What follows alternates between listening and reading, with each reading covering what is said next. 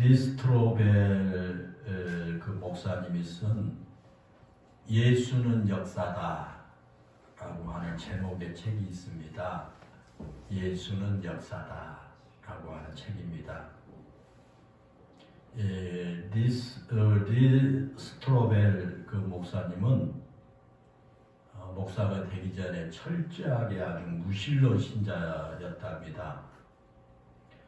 미국 미주리 대학교를 거쳐서 예일 대학교 법학대학원을 졸업하고요.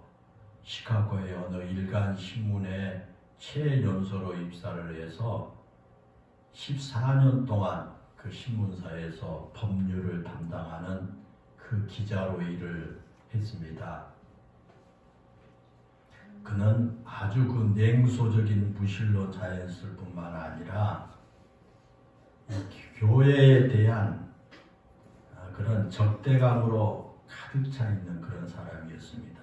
괜히 교회에 대해서 좋지 않은 인상을 가지고 적대감을 가졌습니다.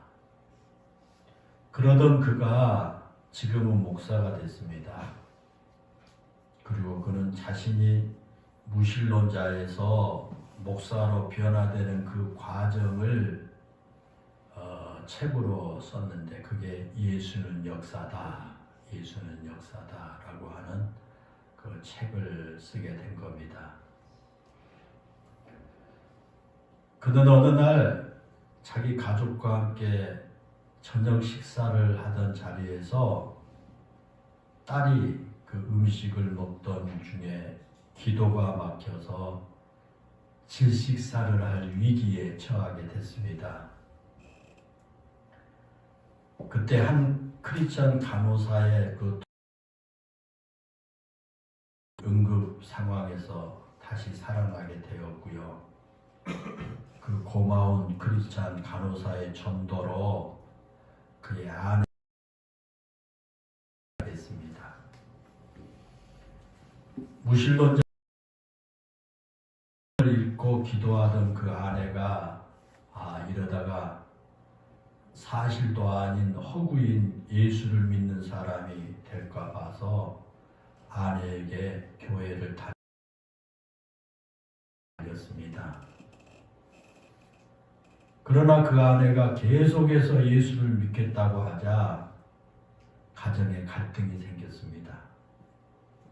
평소에 눈에 보이는 것만 실제라고 믿었던 그는 예수가 가짜라는 것을 증명하기 위해서 자신의 아내뿐만 아니라 모든 크리스천들이 틀렸다는 것을 증명하기 위해서 미국 전역을 누비면서 13명의 그 분야 최고 전문가들을 찾아가서 취재를 했습니다.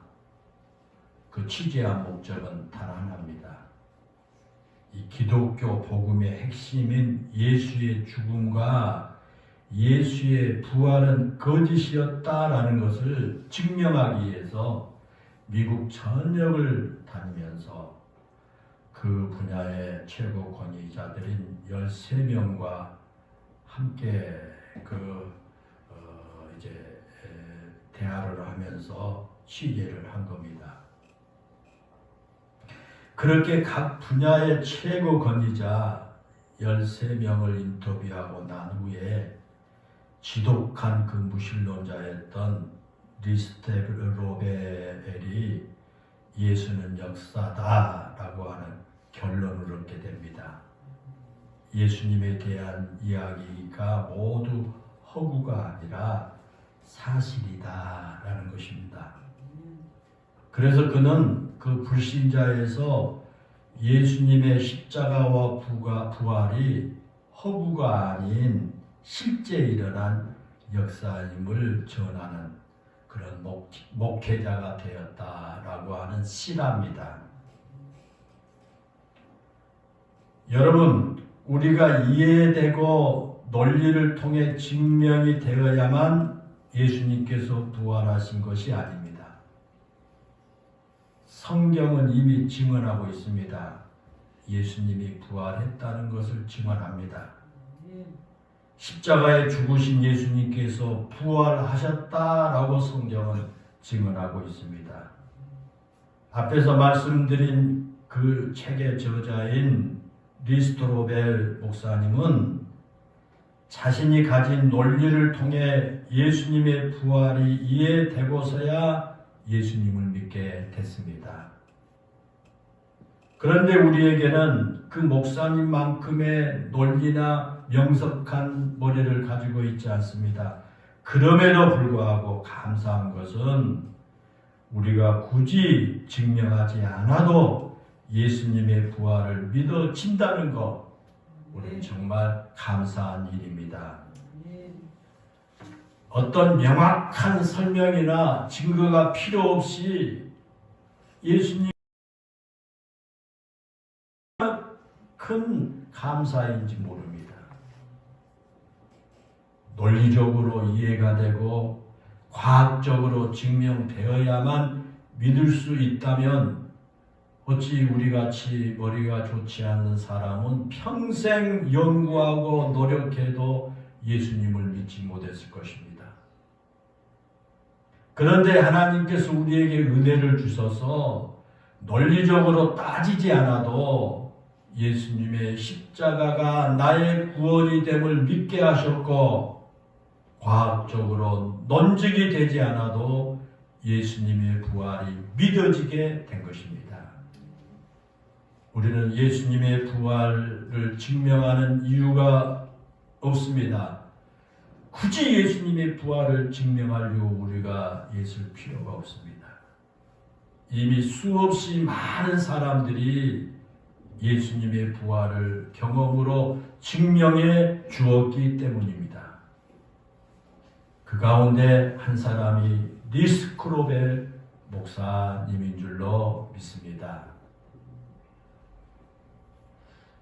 지난주에 우리 김수님 집사님께서 카톡에 여러분 그 좋은 아주 은혜로운 그런 영상을 하나 올려서 다 봤을 겁니다. 저는 그 카톡을 보면서 굉장한 감동을 받았습니다.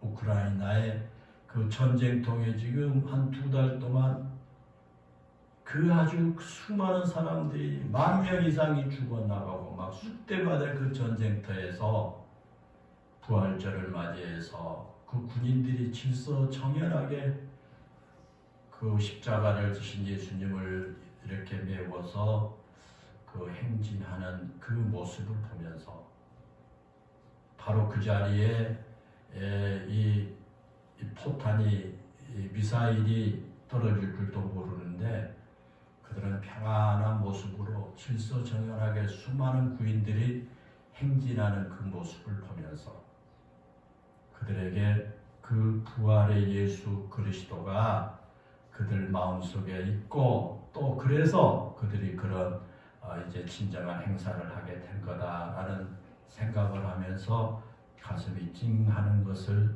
느끼게 됐습니다.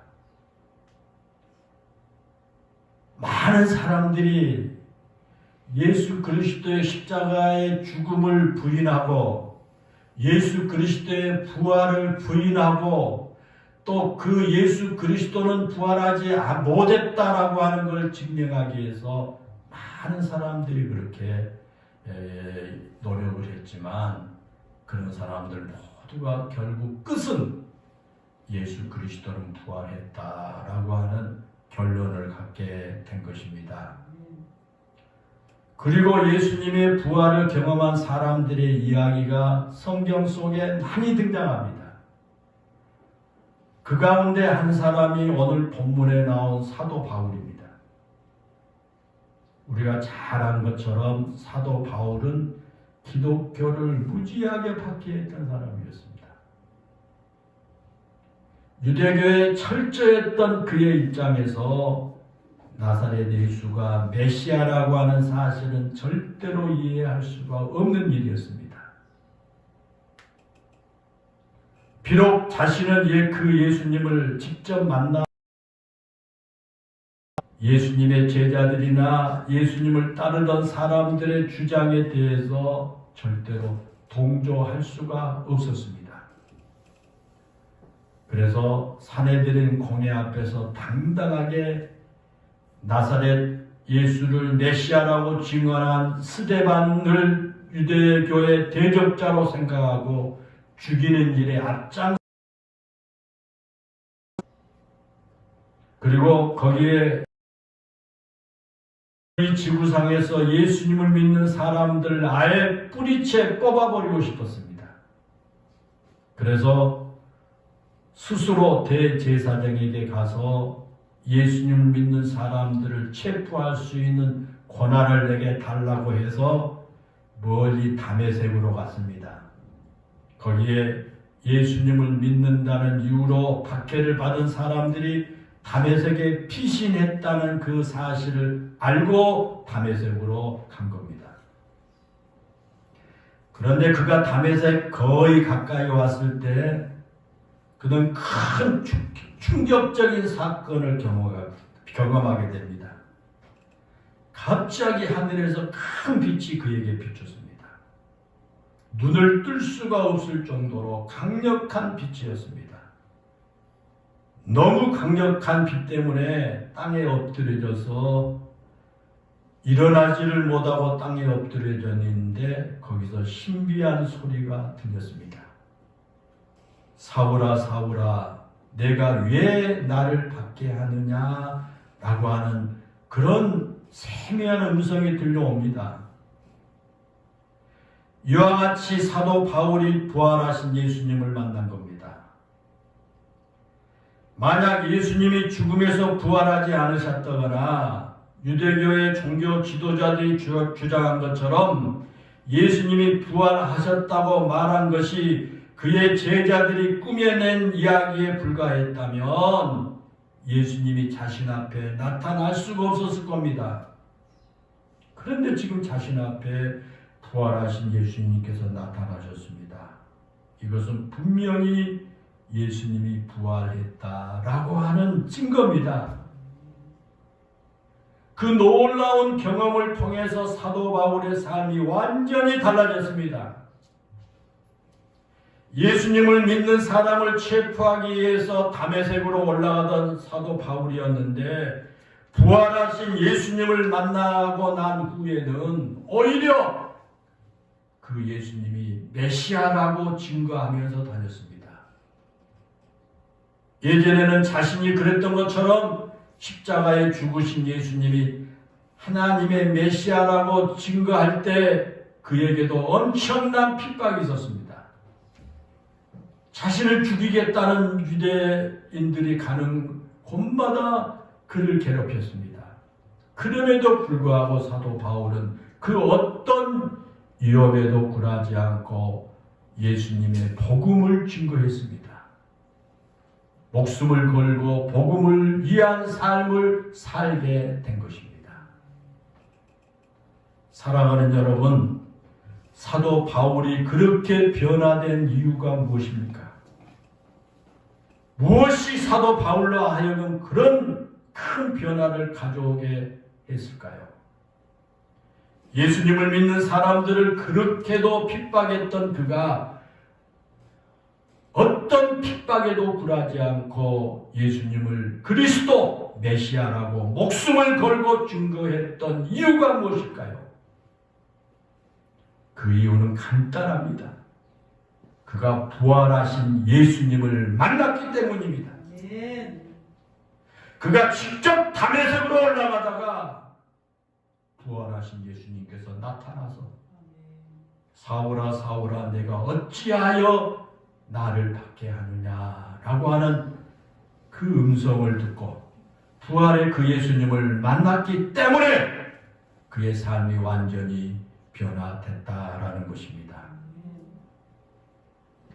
오늘 본문에는 사도 바울처럼 부활하신 예수님을 친히 만났던 사람들이 쭉 나옵니다.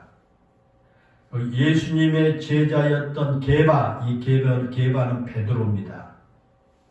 이 베드로에게 부활하신 예수님이 나타나셨습니다.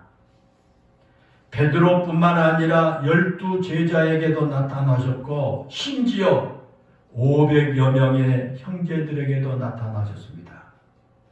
그리고 야고보에게도 나타나셨고 맨 나중에는 만삭되지 못하여 남자 같은 사도 바울 자신에게도 나타나셨다고 증언을 하고 있습니다. 사랑하는 여러분, 여기에 거명된 사람들의 공통점이 무엇인지 아십니까?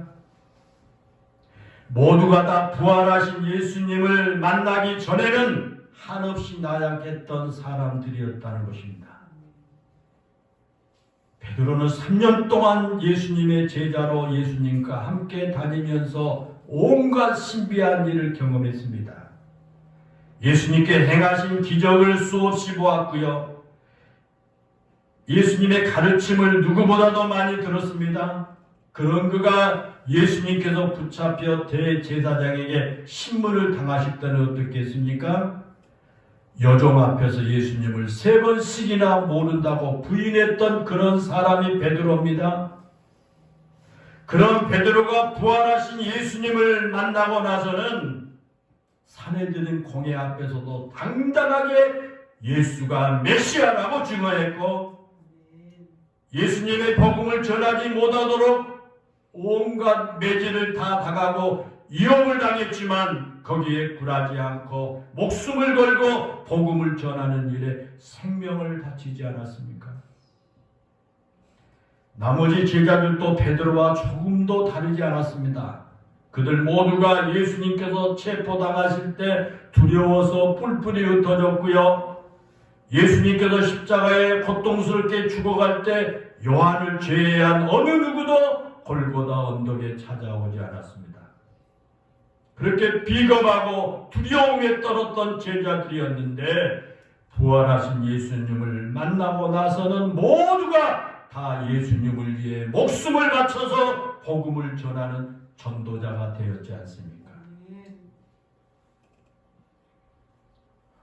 또한 야고보는 어떤 사람입니까? 성경에 보면 야고보라고 하는 이름을 가진 사람이 여러 명 나옵니다. 우리나라에게도 같은 이름을 가진 사람이 많이 있지 않습니까? 근데 이스라엘에도 야고보라고 하는 이름을 가진 사람이 많이 있습니다. 아마 오늘 본문에 나오는 야고보는 예수님의 동생 야고보였습니다. 그는 예수님의 동생입니다. 예수님께서 공생애를 시작하기 전에 예수님이 어렸을 때 모습을 다 곁에서 보고 자란 사람입니다. 가족이니까요. 그저 평범하게 자란 자신의 형 예수가 메시아일 리가 없다고 생각한 겁니다. 심지어 사람들이 예수님을 정신나간 사람이라고 생각할 때 그도 자신의 형이 어쩌면 정신이 나가서 미친 것일 줄 모른다, 그렇게 생각하기까지 했습니다. 예수님이 메시아라고 하는 것을 가장 믿기 어려운 사람이 바로 야고보였습니다. 그런데 그 야고보가 부활하신 예수님을 만나고 나서는 초대교회의 기둥 같은 일꾼이 됐습니다.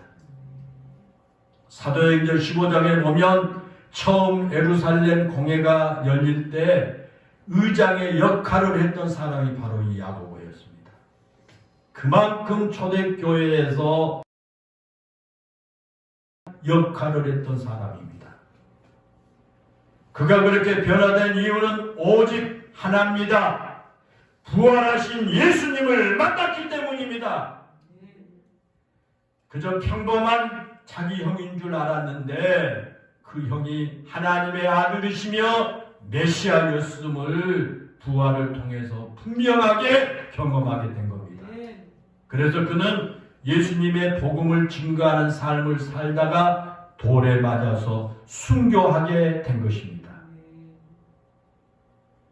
사랑하는 여러분, 부활하신 예수님을 만난 사람들의 공통된 점이 있습니다. 그들은 모두가 나약한 사람들이었다라는 것입니다. 그리고 포악한 사람들이었습니다. 그런데 그들에게 나약한 사람들일지라도 부활하신 예수님을 만난 후에는 모두가 믿음이 강한 사람이 됐습니다. 어떤 위험에도 굴하지 않고 믿음을 지켰습니다. 그 어떤 협박에도 복음을 전하는 일에 두려워하지 않았습니다. 여러분, 그런 담대한 마음이 어디서 나왔을까요? 그것이 바로 부활의 힘인 줄로 믿습니다. 여러분, 그렇습니다. 부활하신 예수님을 만나면 오늘날에도 변화됩니다. 오늘날에도 나약했던 사람이 부활하신 예수님을 만나면 믿음의 강한 사람으로 변화됩니다. 세상 권력 앞에 두려워서 하나님 한 분만을 두려워하는 신앙인이 되어 세상 앞에 당당하게 그 믿음을 증거하며 살게 됩니다. 세상에 두려울 것이 없는 사람처럼 살게 된다라는 말씀입니다. 사도 바울이 부활하신 예수님을 만나기 전에는 참으로 나약한 사람이 아니었습니다. 부활하기 전에는 정말 그 사도 바울이 아주 포악한 사람, 매우 포악한 사람이었습니다. 그는 지구상에 존재하는 모든 교회가 다 사라져야 한다고 생각했던 사람입니다. 그래서 예수님을 믿는 사람들을 체포하고 죽이는 일이 결코 양심의 가책을 받지 않았습니다. 오히려 예수님을 믿는 사람을 죽이는 것이 하나님을 위해 자신이 해야 할 일이라고 생각하고 그 일을 함으로 말미암아 하나님의 상급이 많이 있다고 생각을 했습니다. 그런 사도 바울이 부활하신 예수님을 직접 만나고 난 후에 그는 포악한 사람이 아니라 누구보다 부드러운 사람이 됐습니다. 자신을 향해서 돌을 던진 사람 앞에서 그는 묵묵히 그 돌을 맞았습니다. 아무 이유 없이 자신을 채찍질하고 감옥에 가두어도 항변하거나 대항하지 않았습니다. 그저 묵묵히 매를 맞고 감옥에 갇혔습니다. 여러분, 그가 그렇게 변화된 이유가 무엇일까요? 그렇게 포악하던 사울이라는 청년을 변화시킨 것은 다름이 아닌 부활하신 예수님을 만났기 때문입니다. 사랑하는 여러분, 그렇습니다. 부활하신 예수님을 만나면 인생이 변화됩니다. 부활하신 예수님을 만나면 인생의 방향이 달라집니다. 부활하신 예수님을 만나면 세상에서 출세하고 세상에서 떵떵거리며 자기 만족을 위해 살려고 몸부림을 치던 사람이 하나님의 영광을 위해 목숨을 바친 삶을 살게 됩니다. 부활하신 예수님을 만나면 세상이 두려워 위축되고 세상의 권력 앞에서 도망치기 급급했던 사람이 두려워할 것 없는 담대한 사람이 될 수가 있습니다. 우리의 믿음의 선배들 모두가 그렇게 살지 않았습니까? 그리고 그들은 모두가 본문의 사도 바울처럼 나는 부활의 증인이다라고 고백을 하며 살았습니다. 그렇게 나약했던 사람들이 부활의 증인이 되어 이 세상에 예수 그리스도의 복음을 외치며 살았습니다. 그 어떤 박해와 위협 속에서도 결코 위축되거나 흔들리지 않고 복음의 증인으로 살아가게 된 것입니다. 여러분, 부활은 증명하는 것이 결코 아닙니다. 부활은 증명이 되어야만 믿어지는 것이 아닙니다. 부활은 역사적인 사실이고 부활은 내가 경험해야 할 믿음의 핵심입니다. 우리가 복음을 전할 때 논증을 통해 부활을 증명해야 사람들이 복음을 받아들이는 것이 결코 아닙니다. 그럴 때 여러분 전도할 때 어떤 이론적으로 논증으로 상대방을 설득하려고 하지 마십시오. 부활은 선포하는 겁니다. 복음은 선포하는 겁니다. 그리고 부활은 나의 삶을 통해 간증되어야 합니다. 내가 부활의 증인으로 사는 것입니다. 우리는 오늘 또 한 번 사랑하는 여러분, 우리에게 부활절은 어떤 의미일까요? 여러분에게 오늘 맞이하는 부활절은 어떤 의미가 있습니까? 여러분 꼭 명심해야 할 것이 있는데요. 부활절은 결코 기념일이 아닙니다. 부활절은 축제일입니다. 부활절은 축제입니다. 초대교회 때는 부활절이 따로 없었습니다. 초대교회에서는 매주일 예수님께서 부활하신 날로 여기고 축제처럼 지냈습니다. 지금 우리는 이 부활절을 1년에 한 번씩 지키지만 사실은 매주일 부활절이 되어야 되고 매일 우리의 삶의 부활의 현장이 되어야 할 줄로 믿습니다. 부활절은 그저 1년에 한 번씩 예수님께서 부활하셨다는 것을 기리기에 지키는 절기가 되어서는 절대 안 될 것입니다. 부활절을 통해 우리가 확실한 부활의 신앙으로 살고 있는지 우리 자신을 한번 점검해 보는 기회가 되어야 할 것입니다. 그러기에 부활절은 예수님의 부활을 기념하는 날로 끝나서는 안 됩니다. 예수님의 부활이 곧 나의 부활의 신앙으로 고백이 되고 그 고백대로 살아가는 삶이 되어야 할 줄로 믿습니다. 부활을 경험하고 부활을 증언하는 삶은 1년에 한 번뿐만 아니라 매일 우리의 삶 속에서 있어져야 할 줄로 믿습니다. 이와 같이 우리는 매일의 삶 속에서 반복되는 부활절이 되어야 이 세상이 두렵지 않게 살게 될 것입니다. 세상이 우리를 아무리 위협하고 방해한다고 할지라도 우리는 매일의 삶 속에서 부활의 증인으로 살아가야 할 줄로 믿습니다. 그것이 바로 그리스도인의 삶인 겁니다. 사도 바울은 고린도 전서 15장 31절에서 형제들아 내가 그리스도 예수 우리 주 안에서 가진 바 너희에게 대한 나의 자랑을 두고 단언하노니 나는 날마다 죽노라 그렇게 선언했습니다. 여러분 왜 사도 바울이 부활에 대한 말을 하면서 나는 날마다 죽노라고 선언한 줄 압니까? 지금 고린도서 15장은 부활에 대한 그 증명을 하고 있는 건데 왜 부활에 대해서 말하면서 나는 날마다 죽노라고 그렇게 선언했을까요? 그 이유는 매일 날마다 부활을 경험하며 살기 위해서인 겁니다. 우리가 매일 그리스도 안에서 죽으면 매일 그리스도 안에서 다시 사는 부활을 경험하게 되고요. 부활의 능력으로 살 수가 있습니다. 우리가 그리스도 안에서 죽지 않았기 때문에 부활의 능력을 갖지 못한 채 부활을 경험하지 못한 사람처럼 사는 것입니다. 갈라디아서 2장 20절을 보면 내가 못 박혔나니 그런즉 이제 내가 사는 것 아니요 오직 내 안에 그리스도께서 사는 것이다 그렇게 말했습니다. 여러분 그렇습니다. 내가 그리스도와 함께 십자가에 못 박혀 죽으면 그리스도와 함께 다시 사는 영적 은혜 안에 살게 됩니다. 십자가에 못 박혀 죽어야만 다시 사는 능력을 경험하게 될 것입니다. 사랑하는 성도 여러분, 사도 바울은 부활의 증인이었습니다.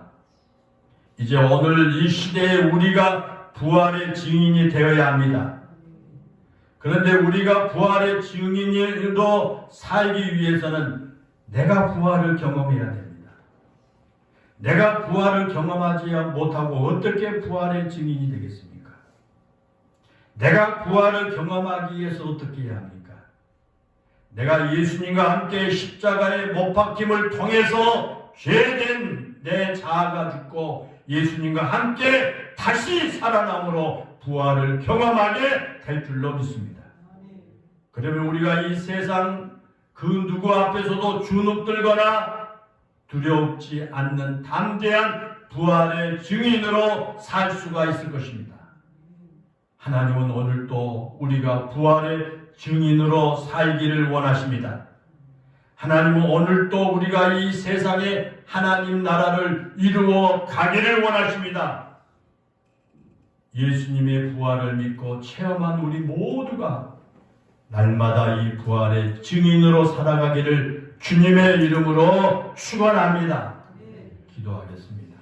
은혜롭고 감사하신 하나님, 오늘 전 세계가 예수님의 부활을 기뻐하며 예배를 드리는 그런 날입니다. 하나님, 오늘 이 부활절이 단순히 예수님께서 부활하신 날을 기념하는 그런 날이 되지 않게 하여 주옵시고, 모든 그리스도인들, 특별히 우리 영일교회 모든 성도들이 사도 바울처럼 우리의 자신이 십자가에 완전히 죽어지고 부활의 은혜를 깊이 체험하게 하여 주소서. 오늘뿐만 아니라 우리 모든 성도들의 하루하루의 삶이 부활로 인한 축제의 날이 되게 하여 주시기를 원합니다. 그리하여 우리 모두가 부활을 체험하고 이제는 사도 바울과 주님의 제자들처럼 이제는 우리가 부활의 증인으로 살아가게 해 주시기를 원합니다. 하나님께서 지금도 우리가 이 부활의 은혜를 체험하고 부활의 주님의 증인으로 살기를 원하신 줄로 믿사오니 우리 영일교회 모든 성도들이 이런 부활을 믿고 체험하고 담대한 증인으로 축제의 삶을 살아갈 수 있는 모두가 되게 해 주옵소서. 예수님의 이름으로 기도하옵나이다. 아멘.